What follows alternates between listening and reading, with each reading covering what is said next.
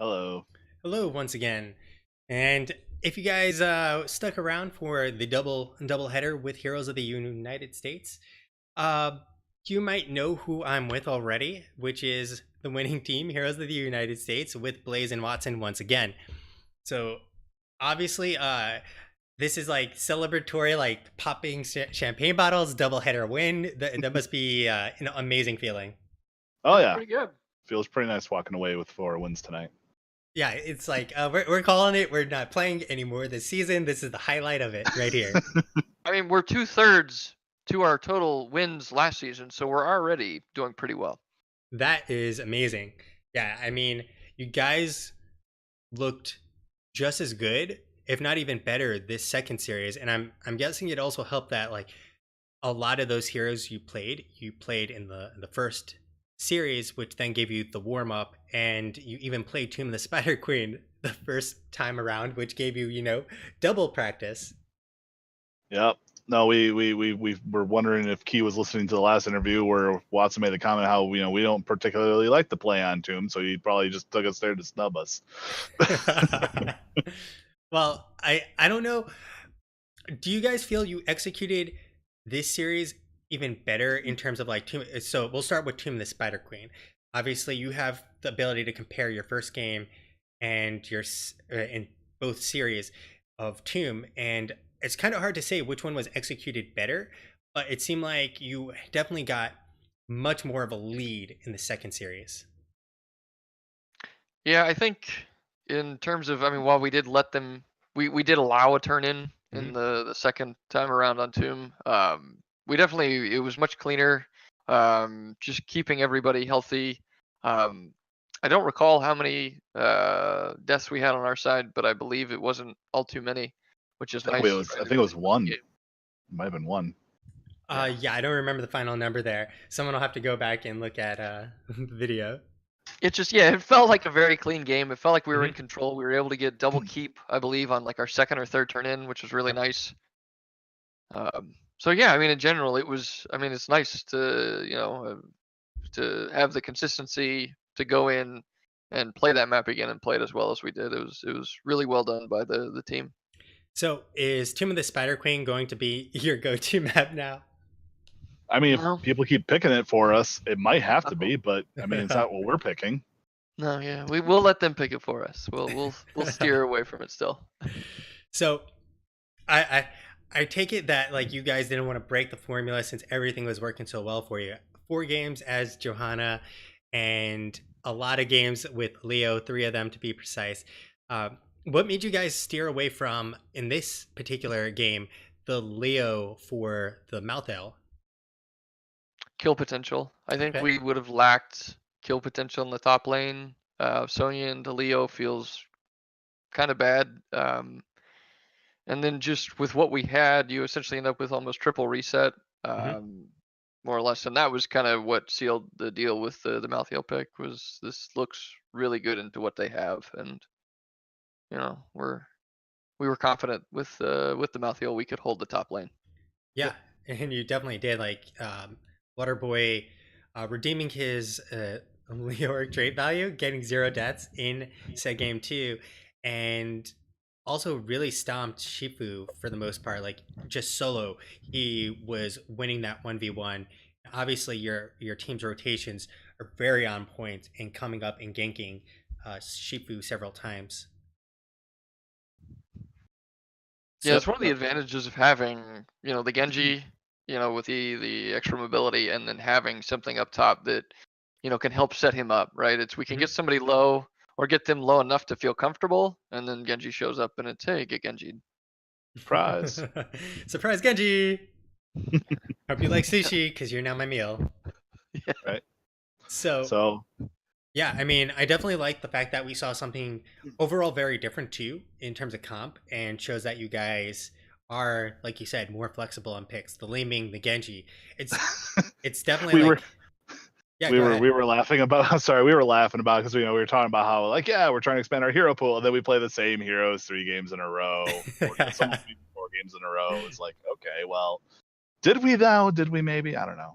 So Well, here's the thing. I think if you're good on said heroes and they let you keep picking those heroes and they don't feel banning them is worthwhile, well, why would you not keep playing and stomping people and punish them for not respecting heroes you guys are actually playing frequently and executing well on? Yeah. And tonight people were just playing really comfortable on those heroes, and they were working very well to what we were essentially trying to accomplish with with our comps. So we're like, well, if the mold ain't broke. Yeah, exactly. It's kind of like it almost turns into a scrim in that sense, where like you keep fine tuning the strategy, the rotations on those maps, and just the execution all around, which showed. So, Dragon Shower, obviously your choice for the second game. Is this a map you guys also needed practice on? Because in the first areas you said you chose the map because it was one of the maps that you weren't actually doing well on, and you guys want to kind of expand, I guess, the map pool that you can confidently play and execute as a team on. I'd That's say a Dragonshire is more of it's a comfortable map for us. Mhm. But we do, again, it's one of those where I think last season we tended to draw. I think we ended up finishing 3-7-1 last season, and so we would draw all the time. Mhm. And Dragonshire was one of those matches where I think we probably finished out with maybe like a 50% win rate just based on yeah. how we played. And so again, it's just trying to improve on that, trying to find a way to, how do we take advantage of the camps, follow the kind of tempo storm formula of if we get the three bottom camps, we're probably going to win the game. Yeah, I was literally talking about it. The only play I would have done differently there is got in their bruiser camp because you had the 20 advantage to force them to try and fight 20 versus I think it was 17 still.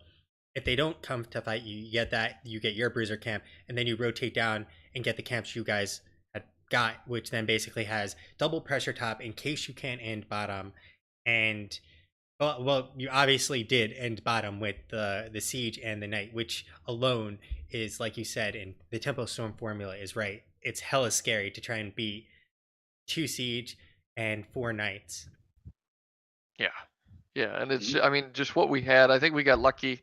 Um, we started to clump up on that last fight, Yep. and it was the stay a while went out just as Li Ming had dropped her abilities, and it got Deckard low as soon Yep. as we came out of it, such that I'm fairly certain we blew him up as soon as it started, and then it was just an explosion of It was heroes. fun. It was a fun time.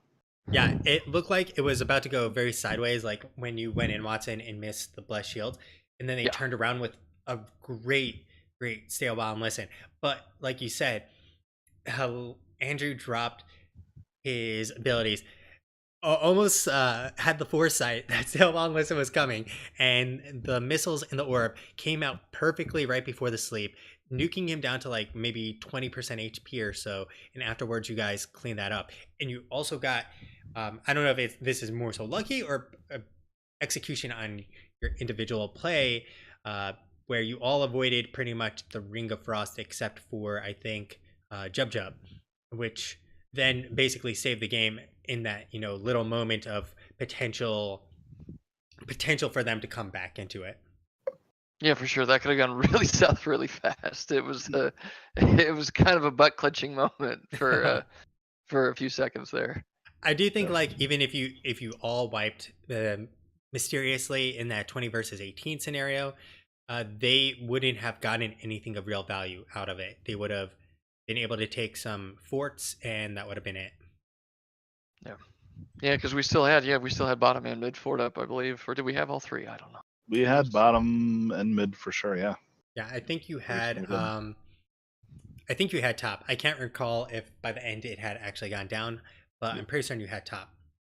Yeah, I know we had the forts. I don't know about the walls, but I do remember us having forts. Yeah, and odds are no team is going to go and top, and even if they wipe you, they wouldn't rotate top, anyways. Yeah, yeah. So, is this a comp you guys have practice in the past, the essentially reset comp, or is this something you guys just felt confident as individual players to play? individual heroes, I think, is more of where we were at. It's just being comfortable on those heroes. We know they mesh well together. Mhm. I mean, if I recall correctly, I think it was Gen G that ran that same comp at MSB. So I mean, it's a comp that I've seen before. We know when we draft it that it's viable, that it's something that we're not the only ones that think this is good. Mhm. Players far better than we do think it's a good composition. So and it's well rounded, right? Our top lane, Malthael has wave clear, can control his lane. You have Genji that can rotate. You have Li Ming that can help punish Deckard Cain. So the Johanna actually I think fits well with those three heroes because Johanna then brings kind of some stability in the front line, so you don't have to worry about landing that skill shot. I know Blessed Shield, but outside of that, she's pretty straightforward, which makes it a little bit easier. Yeah, she's the only tank that actually brings the wave clear to you, and especially with your comp, which was allowing Jub Jub to rotate with whoever to help with the camp. Then you have Johanna holding a wave and actually clearing it, unlike Diablo, Muradin, who are also considered top tier tanks. Neither of them are actually going to clear those waves and relieve pressure on your front walls. Yeah. Mm-hmm. So now that you guys have gotten this 4-0, any future plans on how you're going to dominate next opponent? We don't even know who we're playing against yet, so They're gonna hard to say. tune the Spider Queen for us, and we're gonna play the exact same shit. No. Make it easy for them. Right. But we'll keep on practicing, trying to get those scrims in, and to be prepared for the next round of games.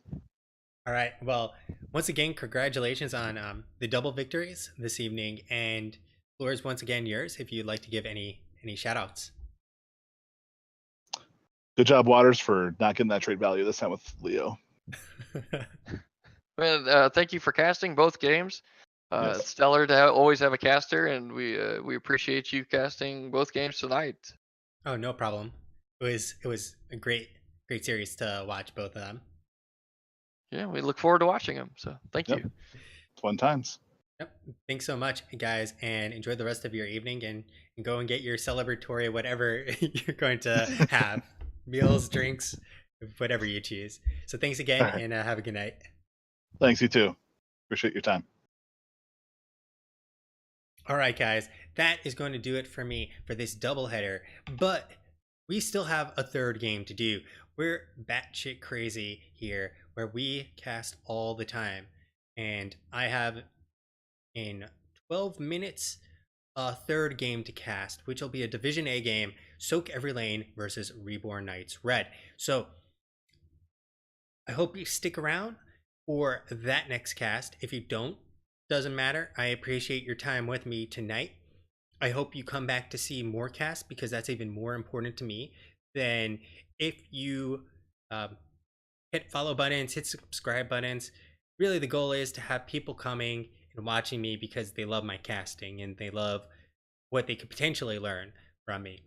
If I'm not teaching people anything, then I'm probably failing at my role as a caster, since I tend to feel that's one of the things I bring that's unique.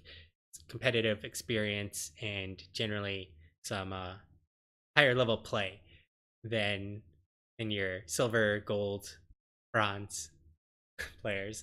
So thanks again for joining me. Sit on tight for about 10 minutes. Grab yourself a drink, maybe a snack, maybe a meal, depending on where on the globe of the earth. Depending on where on the earth you are currently located. Might be breakfast time, might be lunchtime, might be dinner time. Essentially, since we are going to be going to the West Coast for that Div A. So thanks again. Sit on tight, and we'll be back.